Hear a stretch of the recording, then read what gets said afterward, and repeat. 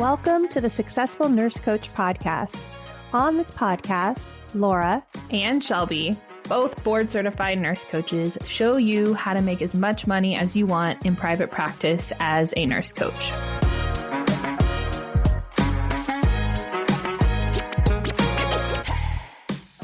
Hello, everybody, and welcome back to the Successful Nurse Coach podcast. It is Shelby and Laura here today, and we are going to talk to you about this wonderful concept of inner and outer work. And most specifically, we're going to focus on the inner work today.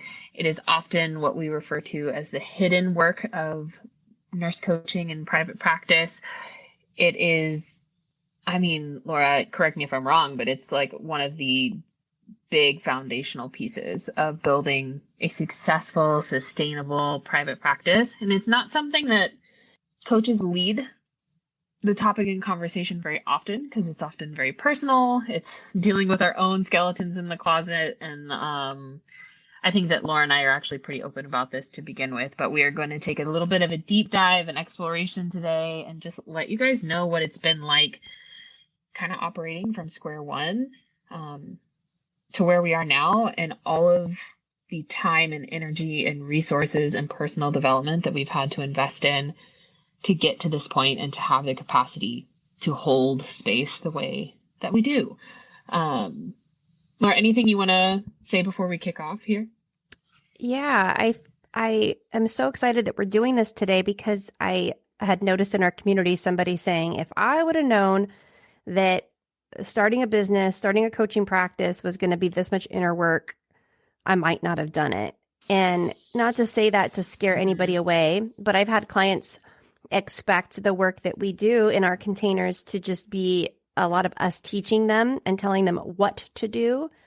And our containers are very much not that. They're deep transformative containers. And I think that there's not very many industries where you could say this, that the deeper that you go within to yourself, the more valuable the service that you can provide becomes. So we're incentivized. Mm-hmm. Shelby and I have a personal development budget. We're going to raise it for next year. We're constantly reinvesting in ourselves and never getting there. It's not like you summit and then you're done. It's just going deeper into ourselves and understanding ourselves. The more deeply we understand ourselves, the easier it is for us to see our clients. So doing inner work kind of cleans the glasses from which the lenses from which we observe our clients and serve our clients. And the clearer those glasses are, the more capacity we have to facilitate change. And I think we're going to just make it more of a personal episode, though, and say what we've done, what we've invested in, what we've noticed in one another since we've been really close for the last 4 years. I've been able to observe Shelby do her stuff, and Shelby's been able to observe me do my stuff, which is different than self-reporting. So we're going to, we'll do kind of a tell-all, kind of like a deep dive. And also I think that our clients have expressed relief knowing that we struggle personally too. Yeah. I recently had a client tell me that they were really excited to hear that we mess up. And I'm like, yeah, like all the time we mess up. We don't get it right. I think that Laura and I have maybe an unspoken rule, and I'll speak it here for the first time, but we generally gather about 30% of what we need to know, and then we take action on it anyway.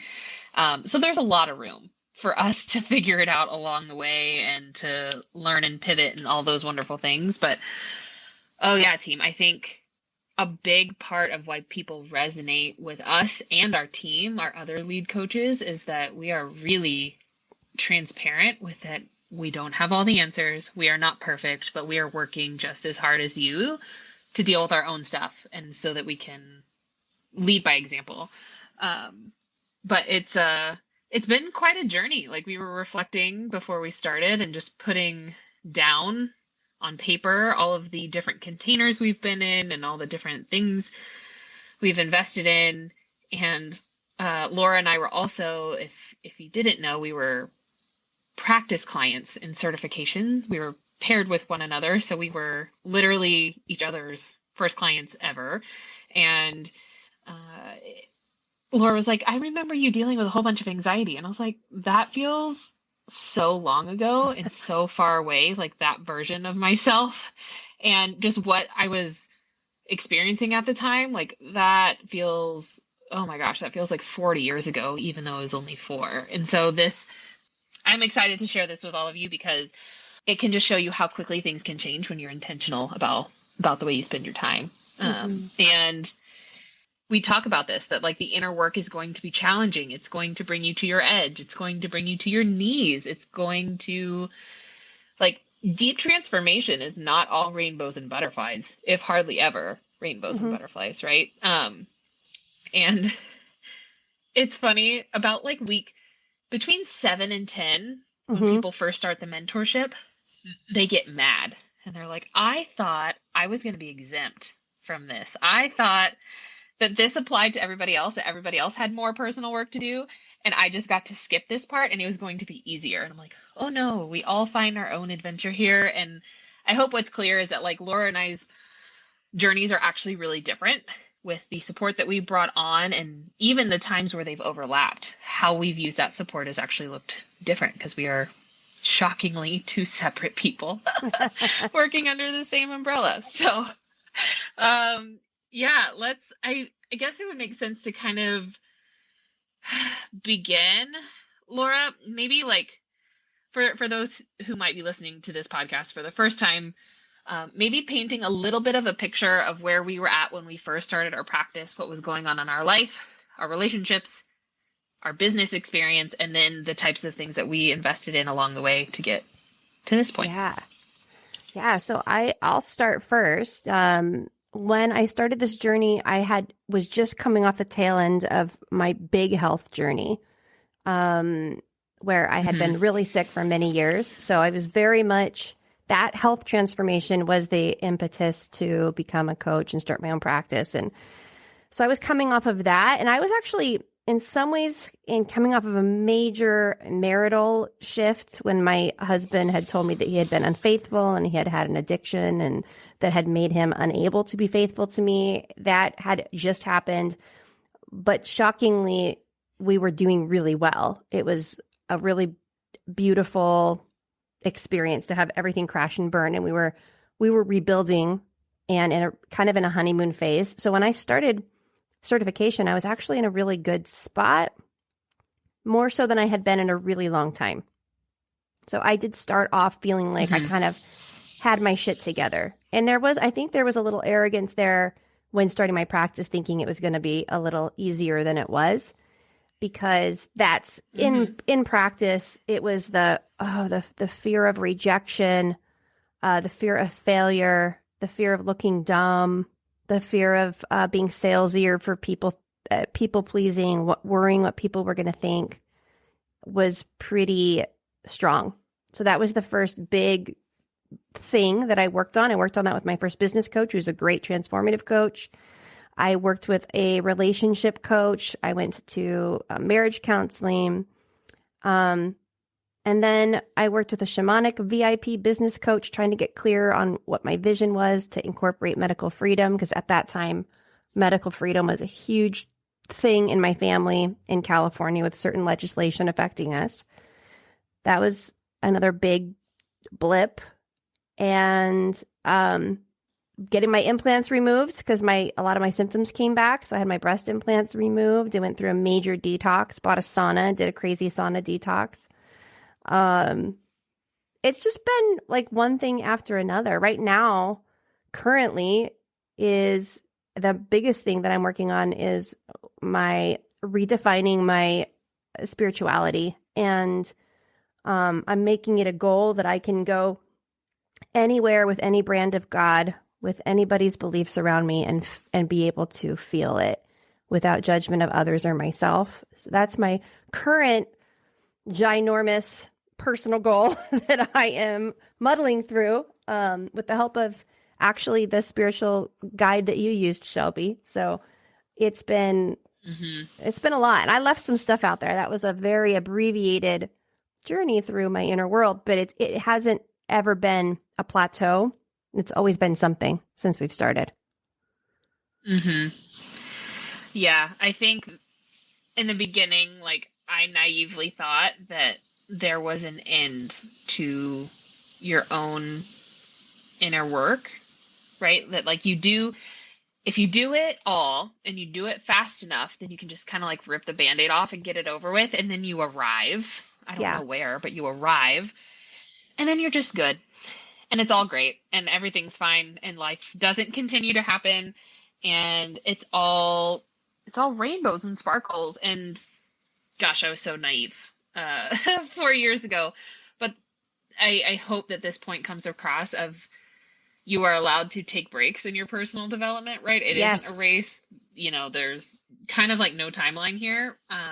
As long as we're intentionally taking a break or chipping away at it, because it can cause pretty significant roadblocks in your business. But I think we're probably going to end up talking quite a bit this episode about the spiritual support Laura and I have received over the years.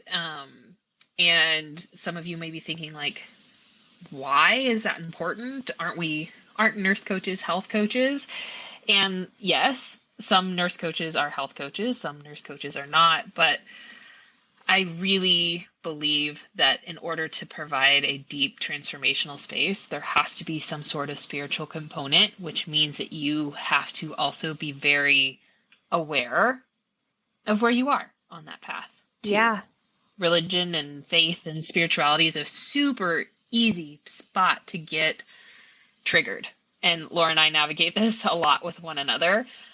So being able to hold space for people who might have different beliefs than you or different religions than you, like this is something that we both actively figure out like every month. Right now, I feel like we're constantly redefining it. Yeah, I feel like transformative coaching is physical, mental, emotional, spiritual. And I don't know how many new nurse coaches even have thought about that. I know some nurse coaches, when they get into this, and they'll tell me, I have a really, really strong faith and I have to coach with that. Like I want to, like, I don't know how to coach without that. And every powerful coach that I know brings it in. It can be completely generalized and defined differently for everybody. But there's a depth, there's a component, there's a resonance there that is so much more powerful than if it's not addressed and or a part of everything that you do in your practice. Yep. 100%. 100%. Yeah. I remember being a new coach and avoiding money, sex, and religion. Like on the intake form, I just wouldn't even talk about it. Oh, interesting. At all. Like, yeah, because I was really afraid of what people were going to say, and then me not knowing what to say or what to ask afterwards. It just felt so big. I was like, we're just going to tuck that over here. Which is funny now. And if you've ever been a client of mine, that probably seems just like so weird. But I completely avoided it most of the time in the beginning. Money, which was, especially. again, a big glaring sign. Yeah, especially. But I mean, if there's anything like that, if there's anything that you are secretly tucking away and not exploring with your clients, this is a question I ask students a lot of when they're like, oh, my client wanted to talk about money and it made me uncomfortable. Or my client wanted to talk about their work-life balance and it made me feel uncomfortable. I always ask why. What's your relationship with money? What's your relationship with your work? How are you feeling at your job? And it usually always ends in an emotional response. Or students usually get really tearful. And so just, again, taking inventory of like, this is irritating me. I'm avoiding this. That's usually the big glaring red arrow of like, this is where you have to go next, which is kind of how you ended up in redefining your spirituality, Laura, too, right? Yeah. I absolutely. It's wherever you find the trigger, wherever the trigger is or the emotional response is, either within your containers, in your personal life, in your relationships, to me, that's the, and I'll just say God or spirit shining the light on the next place you get to go. And the work that we do in our container is, since everything's on the table with our clients, we can't hide from a lot. especially the more people, if we're coaching Right. 10 different humans at a time, a full nurse coaching practice is 8 to 12 clients, depending on the capacity of the nurse coach. You're going to have, and if you do that for several years, you're going to have, there's nothing you're not going to have talked about. Everything in the human experience will be on the table, and then just noticing what it brings up in you and then being willing to go towards it instead of pushing it away is the inner work that we do. Yeah. And it's a part of what makes this career sustainable. Because if you are running from things within your practice, if you're hiding from things, that's an energetic drain. And there is a lot of potential for resentment to boil there. So I know that we are potentially talking a couple months down the line for a lot of you who maybe haven't had a client yet, or just starting your pro bono work, or just started your business. But this is advice I wish I would have had in the beginning of like, hey, if you're getting particularly mad about something, there's a reason. Go explore that. Or can we explore that together? I feel like that's a lesson I had to learn on my own, just as a byproduct of being in this role for a few years. But yeah, even so, kind of to rewind here, I remember whenever I started my own the certification, Laura and I got paired together. I had just gotten married, like 4 or 5 months before we met, Laura, and then we moved from Texas to Oklahoma, and then we moved, and we were there for like a few weeks, and then we moved from Oklahoma to New York State, and it was a lot of transition, which actually transition is something I do pretty well in. I'm used to that, but as soon as we got to New York State, my husband got word that he had to go play Army in Louisiana out in the bayou for 6 weeks, and I was going to be by myself, starting a new job in a town, like a really small town where I didn't know anybody. And that was really overwhelming. Like, I was really nervous. And during our initial coaching, it's funny to me now, I didn't realize how anxious I was back then. I think I was a person with anxiety who was in denial because I had just lived with it my whole life and never been able to put a pin on it. But we worked a lot in those initial sessions of just creating routine and getting settled. And even as the collective went on, the personal development within the collective certification was really huge for me. Just opened up a lot of doors that I had never assessed, and which was good because then when I went to go hire my first coach, I was kind of already warm. I still didn't know what I didn't know. I didn't know what my roadblocks were. I remember her asking me, or my first coach asking me, like, what is the thing that's most in your way right now?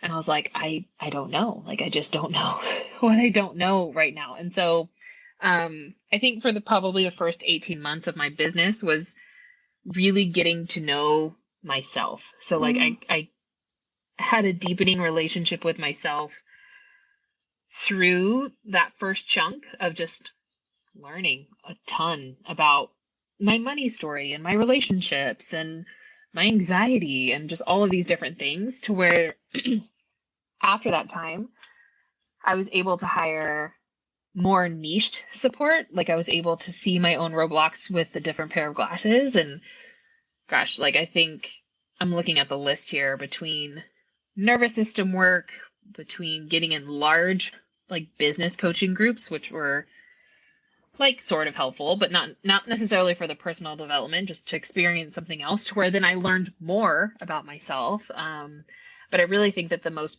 potent support that I've invested in has been in the form of like spiritual counsel and getting to know me better. So like, we've worked with a human design coach. I've worked with a public speaking coach. I don't really know how to label John. He's magic, a shaman magic, but also goes to like regular everyday church on Sundays. Mm-hmm. He wears many hats.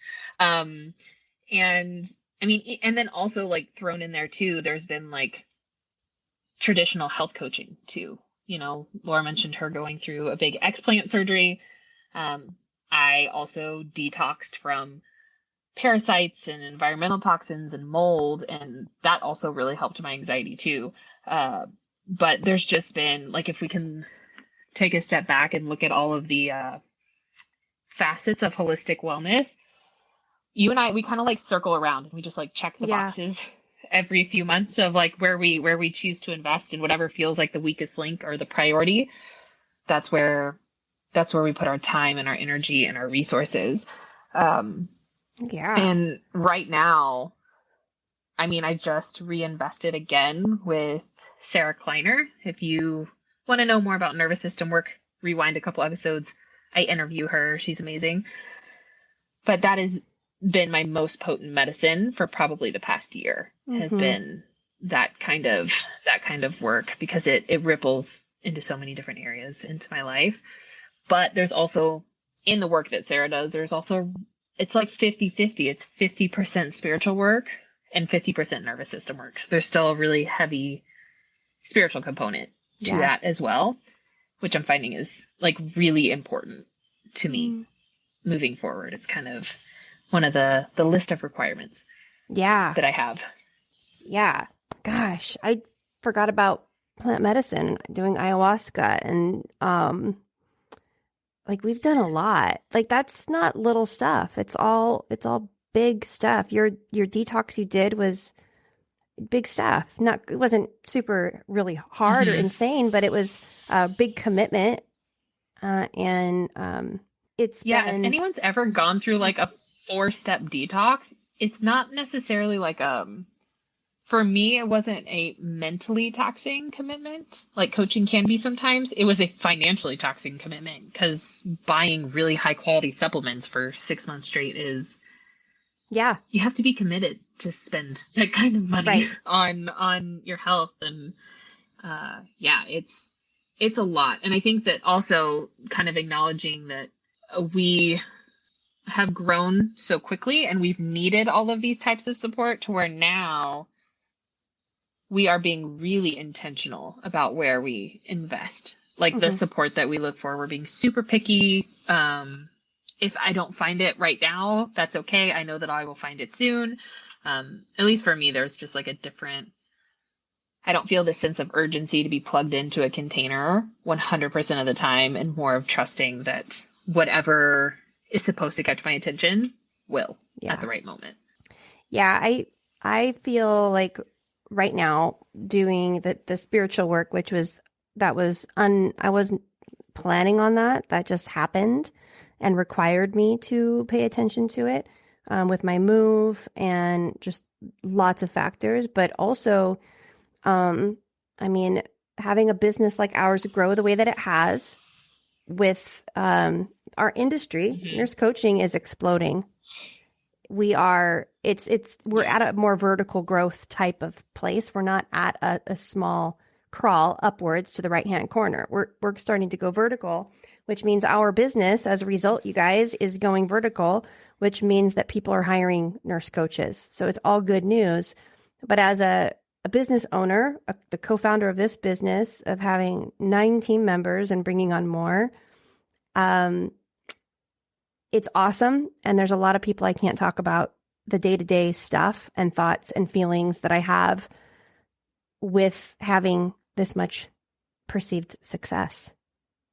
So it's been really interesting to find support, the upper limit support of like crashing through things we didn't think were possible for ourselves, financially, personally, hosting large retreats, hosting large webinars with 100 people attending and not getting nervous. Like that's all new stuff for us, and finding support that understands that, or has some capacity to understand that. That's been why I rehired Jess, and Jess has been on our show as well. But that's been interesting, because there's certain parts of our life that it's not appropriate to get support from, regarding money and business and our vision and the more high achiever stuff too. So I have found that to be interesting, that you just can't go talk about that to all your friends and your family. You have to be, it's a little closer to the vest and picking who you share some of these thoughts and feelings with as they come up. For sure.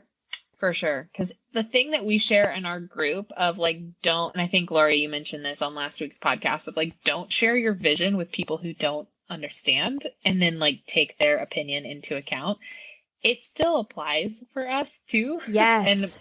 And I definitely have like, whenever I see people, if I share something and they have an unexpected reaction to something, I'm better at creating a little bit more space between like their experience and my experience. Yeah. But also sometimes you just want to be able to like sit in the chair and relax and not have to worry about somebody else's experience, right? I just want to be able to, for you to hold the space for me and me to not hold the space for both of us.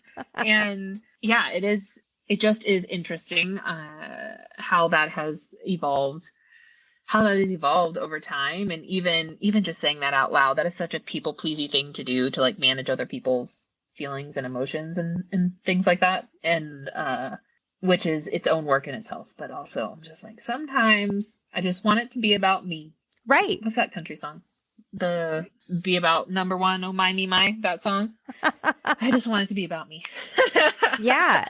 Well, because you could, and you could be talking about your problems. I was talking about this with Evan. It's like I could be talking about my problems, and it can almost seem my problems are different types of problems now. There's still problems. There's still feelings. There's still things I'm working out. They're all blessings. Like the problems I have in my life right now are freaking blessings. But even with success in different areas of your life, there are feelings and there's things that you go through, and finding safety with people who you feel safe enough to have talk about those in a way that they're not secretly thinking, gosh, must be nice to have that problem. Right. Yeah, totally. And I think that Laura and I are both very driven by wanting to be some of the sharpest coaches on the market. Like, this is something that we take really seriously. This is, we didn't step into this role at the Successful Nurse Coaches just because we could. It actually took us a really long time to make that decision and follow through on it and really playful out here under this umbrella.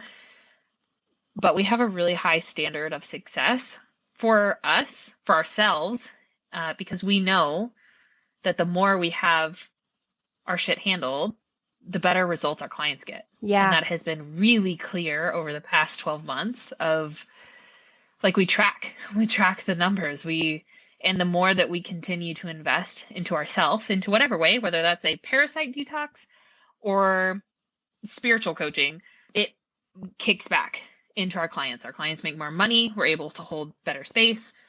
We're not perfect 100% of the time, but we're pretty good a lot of the time, most of the time.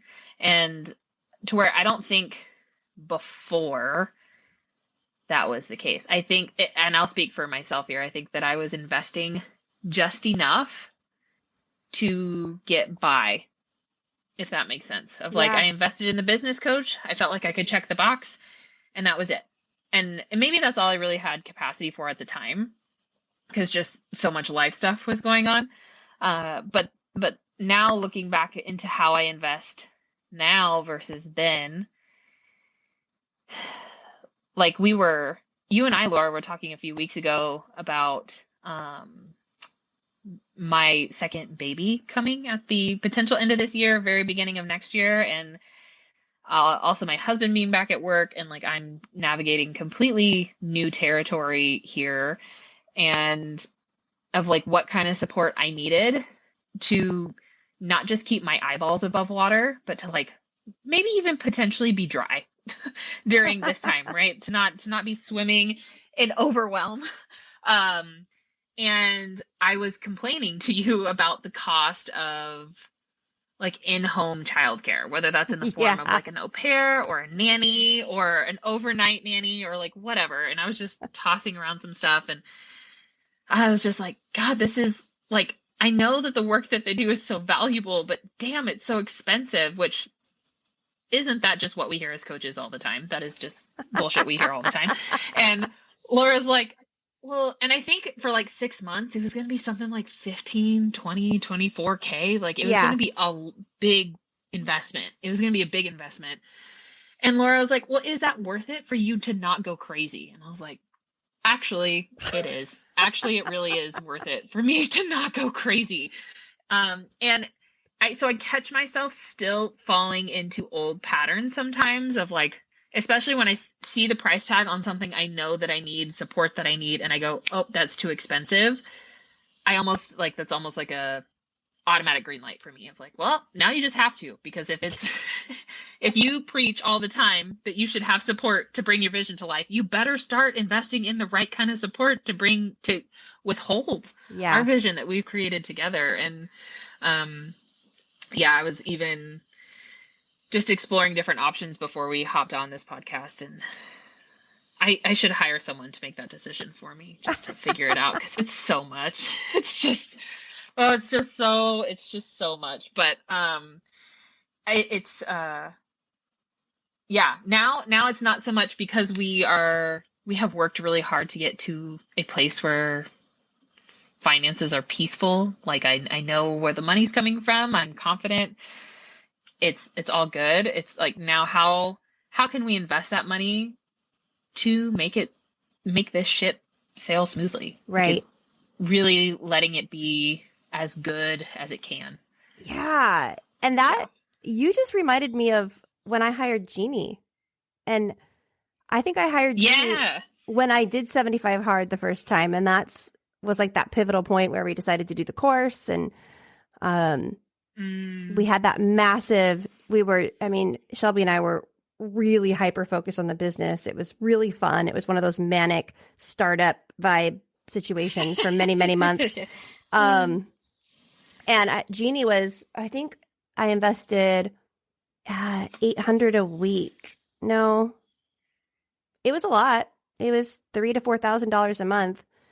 And that was for help with me, with my home and my kids, because my husband was still working. And it wasn't because I couldn't do it with time. It's because I didn't want to do it. I wanted to do other things. I wanted to do things with my kids.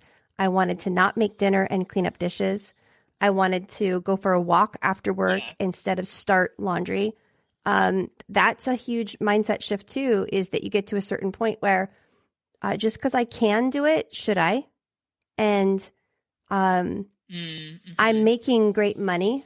I'm having financial success. And now I get to bless my house cleaner. I get to bless my nanny. I get to bless all these other people around me and be an incredible boss and pay them really well. And they're really happy and I'm really happy. And my house is running really smoothly, which then makes me be able to be more present in all of my practices, in my own physical health with my clients. So we don't even talk about that in our lists of, and we're talking to our year 2 folks about this. So we have we have clients in our year 2 container who are hitting that bottleneck where it's like time to have more help, hiring your VA, training your VA, beginning to hand off things that you're not doing. And that's a whole other ballgame. We were just talking about that. Like the first hurdle is like learning how to sell and who you are as a coach and confidence as a coach. And then it's how do you stop saying yes? How do you not be so tightly grabbed onto money that you fear hiring domestic help to make your household run smoothly?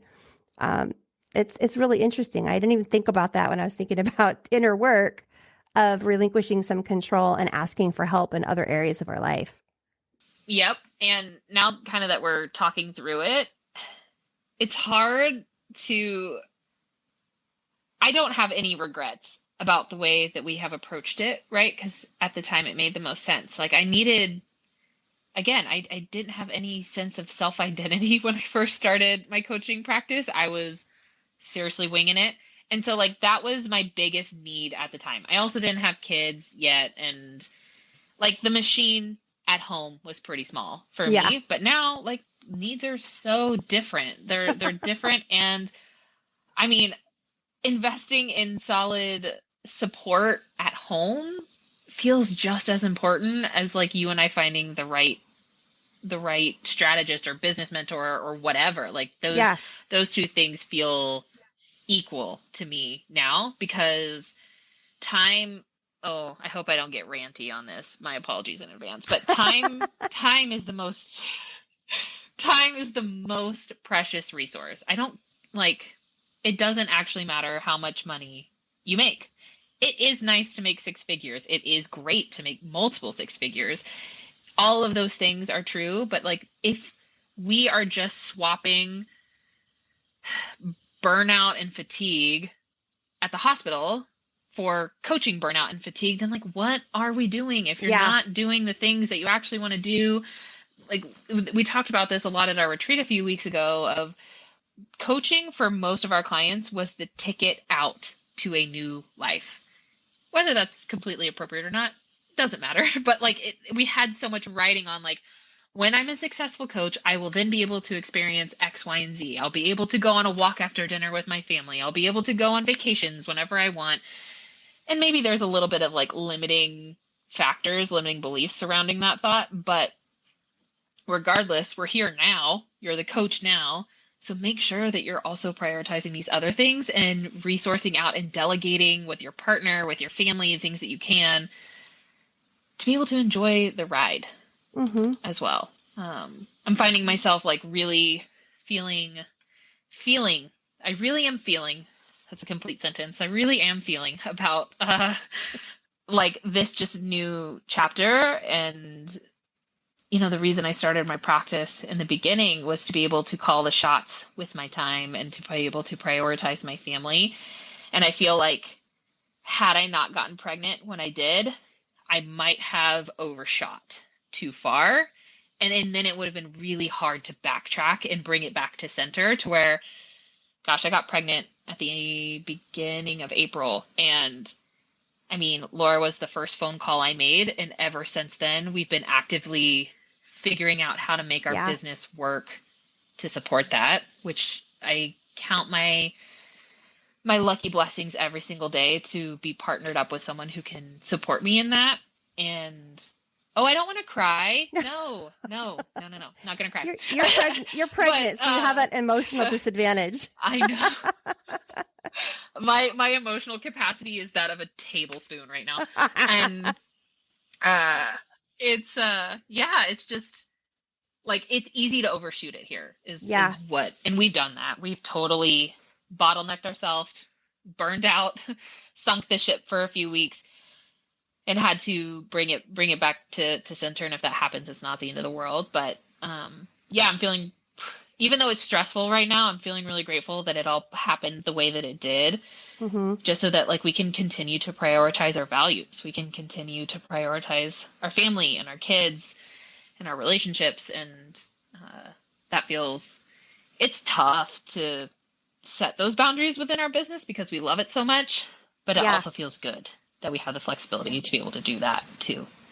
Yeah, it's like, I love winning in our business. And when I say winning, I mean setting goals, hitting them, setting goals for ourselves and surpassing them. Like that, that's what fuels me. I'm addicted to achievement. I love creating a vision, executing it, nailing it like that. That's great. I love making money as well. But at this point, it's not about that necessarily anymore. But we also want to nail it in our marriage, and we want to nail it with our children, and we want to nail it with our physical body. Like I want the whole thing. I don't want my practice and my business to keep me from nailing it in any other area of my life. And to learn how to do that, it just takes a lot of support and willingness to get support from other people who've maybe done this before. In whatever area, spiritually, my personal trainer is like the most ripped 46-year-old. And I would love to be ripped again. Like that's something I'd like to win again in my life at some point. I don't want to just settle for one area. I want the whole thing. And I think that most nurse coaches want that too. And we start with the practice, going back to like inner work versus outer work. We start with the practice. We do our cert. We open our business. We're at the peak of Mount Stupid in the Dunning-Kruger effect for a bit, which is nice. We do the inner work, and then we start to realize we have the capability of completely creating our lives. We're the sole creators. We have so much power, and then we notice all the areas that we're not necessarily nailing it in. And I think that's where that other layer of inner work starts to come up, is we can start to feel out of alignment coaching our clients when we have areas of our life we haven't looked at yet. We don't not have to be perfect. Shelby and I are not perfect at all. We both struggle in different areas all the time. Yet we're always willing to work on it. I think that's what's required to be a great coach, is just the willingness to be like, hey, I'm suffering, or maybe the thought of I was wrong, or my ego has been hanging on really tight. Just that surrendering, crying, and building back up over and over again in every area of our life. That's the hidden secret. Ta-da! If you've made it this far, you get the hidden secret. And also, I think that a big factor of this too is like nurse coaches love personal development. Most of them, I would say 90% of nurse coaches are like super into doing this in their free time. And there comes a point where you just have to, like, you get to enjoy it, right? Like, what are we doing all of this for? For me, it's to like build more capacity for joy and fun and excitement. And like, sometimes we gotta, get the bruises and fall down and scrape our knees to get there. But like in the realm of inner work, just remember to not always take yourself so seriously. It's not, there's room for like laughter and good times. And it's, while also it's both, honestly, it's both. Like the highs and the lows, they don't come one at a time. It's usually you experience a peak and a valley somehow at the same time, and your body and your brain are like, what the actual fuck is going on? It's wild. It's wild. But there is there's, especially this year, I feel like for me has been a lot of full circle moments of, like, I was really intentional about working on people pleasing habits for a long time. And I like had a lot of big things click into place, which then also, again, not only benefits me and I feel better in the world, but benefits my clients, because then I stop people pleasing my clients, which is wonderful. And like, I feel like a really significant chapter of my anxiety is beginning to close too. Like even my therapist was like, our work is done here. And I've talked her into still meeting with me once a month because I'm not ready yet. But there's just some like really significant things closing, and then some really significant things opening right now as well, which will bring its own adventures. But this summer was a pretty good time to where I'm just like, we got to enjoy it for a little bit with some moments sprinkled in, but it was mostly like really good. It was just nice to, I know we talked about there not being plateaus, but after almost dying and going through that and healing through that, it felt like a plateau for just a few months where I got to soak it in a little bit. Yeah. So I hope that, like, by us just keeping it real, sharing with you guys kind of what it's been like for us and what it continues to be like for us, can make this feel more attainable, more real, and quite possibly another reason why doubling down and going for it can be so incredible, because you're really choosing a path less traveled. Entrepreneurship is a path less traveled.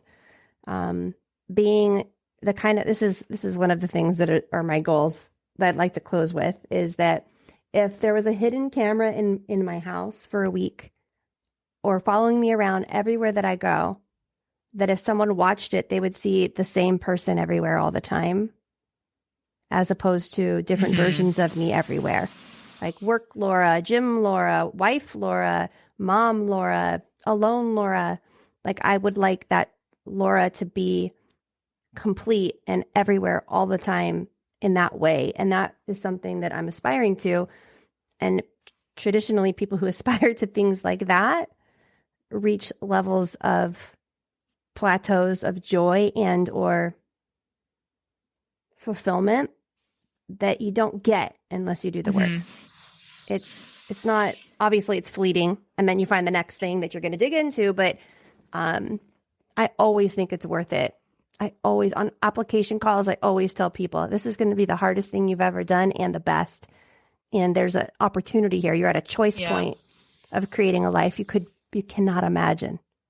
Yeah. Oh, so good.